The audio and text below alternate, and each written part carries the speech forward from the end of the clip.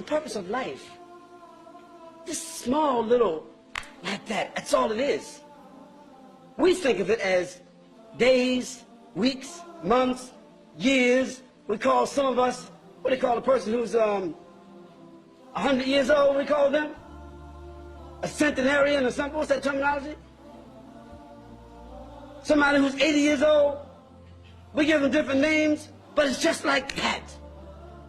And if you're 60 today, or in my case, 59 in 3 days, maybe I shouldn't have said that, huh?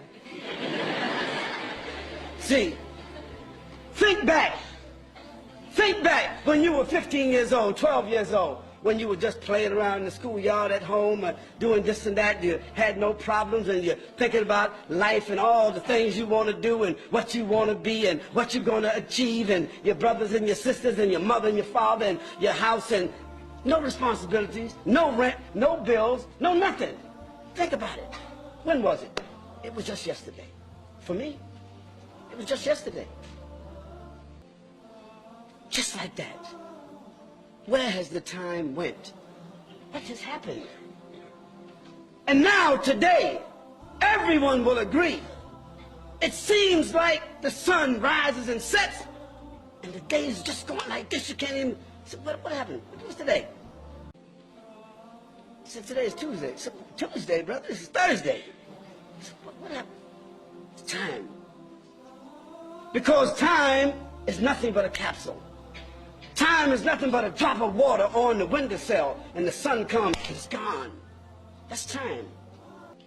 And that's what you and I have been given. We've been given time. And what you're going to do with this here time?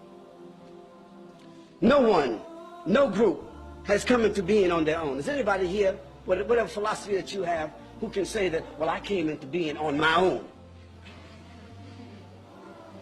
No, you didn't come into being on your own.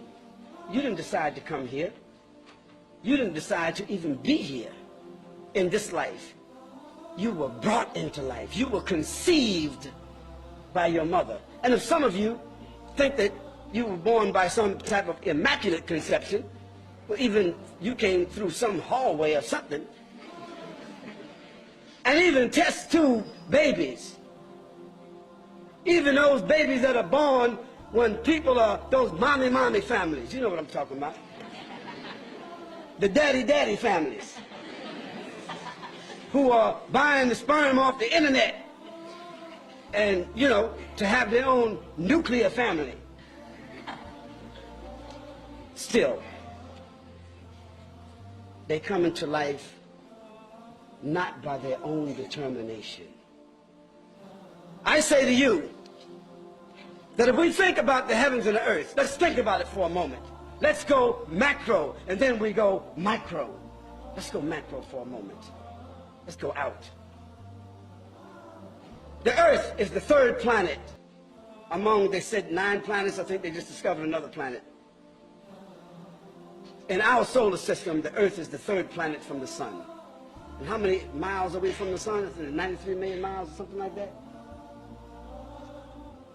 And the earth is the only planet that has the ecosystems to sustain life. It's the only one. Because if we go to the left, Mercury, it's too hot. If we go to the right, Mars, it's too cold. The earth has the only ecosystems that support what we call life. And if there is other human beings or other higher forms of life on some other planets, only Steven Spielberg knows about it. Or that station that comes on, what's that program that comes on with that, about the aliens? Just in case you don't know it, this is all fiction.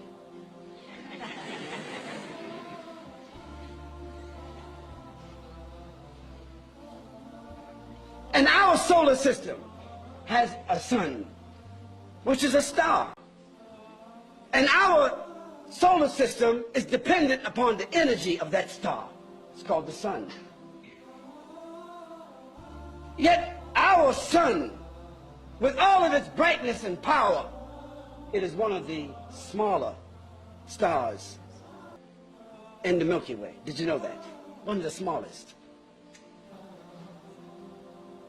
One of the smallest stars in the Milky Way. And the Milky Way itself has 56 billion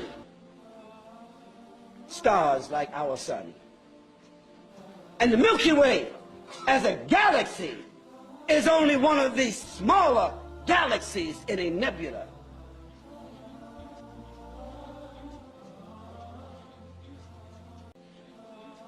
Can you imagine this?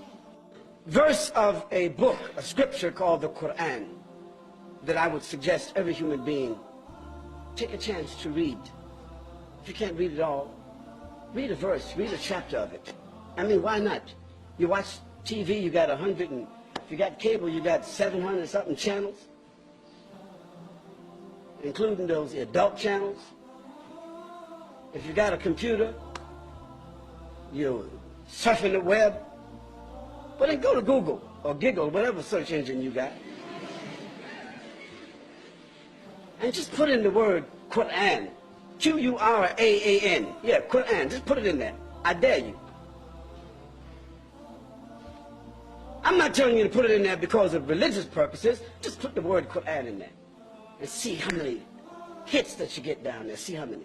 And then just click one and just listen. Listen to the Quran. If it's in Arabic, you won't understand it, but just listen to it. And then ask for a translation, then read it. Well, in one of the chapters of the Quran, this is a book of 6,626 verses, 114 chapters, that was revealed to a man called Muhammad, the son of Abdullah, who himself claimed to be a prophet of God, like Jesus, like Moses, like Abraham, like David, like Solomon. He claimed to be a prophet. And we believe, as Muslims, that he was a prophet. We believe that this Quran was in fact revealed to him. This is what our belief is. You don't have to believe that, but we do. In this book, among other things that I'm going to tell you about this book, there's a verse that says, أعوذ بالله من الشيطان الرجيم بسم الله الرحمن الرحيم تبارك الذي بيده الملك وهو على كل شيء قدير الذي خلق الموت والحياة ليبلوكم أيكم أحسن عملا. Says, glory be to the one in whose hands, whose power there is all the dominion of the heavens and the earth that you and I cannot even imagine. It's established that there is a power, there is a mind, there is an intelligence, there is an authority, there is a sovereignty behind this, what we call the creation.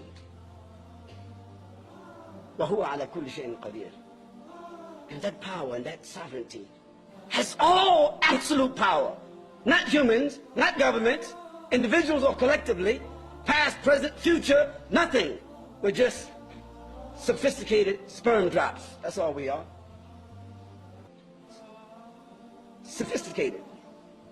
But that's where we started out, and in the end, dust to dust, ashes to ashes, that's all we'll be. وَهُوَ عَلَى كُلِّ شَيْءٍ قَدِيرٌ الَّذِي خَلَقَ الْمَوْتَ. It is that authority, that power, it is that mind, that intelligence that has created the heavens and the earth and everything in it, and created death for the humans before giving them life. Think about that. Death was conferred upon us before we were even given life. It was already there, inescapable. When you came into life, you carried with you the imprint on your DNA. You gotta die. That's a ticket that comes with the package. Life, death. But in this particular verse, we usually as humans say life, death, because we're living looking at death, even though we ignore it. But in this verse, it switches it, because the one who has given the life says death. We give you as a gift life. الذي خلق الموت والحياة ليبلوكم أيكم أحسن عملا. In order to see which one of you will be the best in their behavior and in their conduct or their responses. Now that verse gives us the premise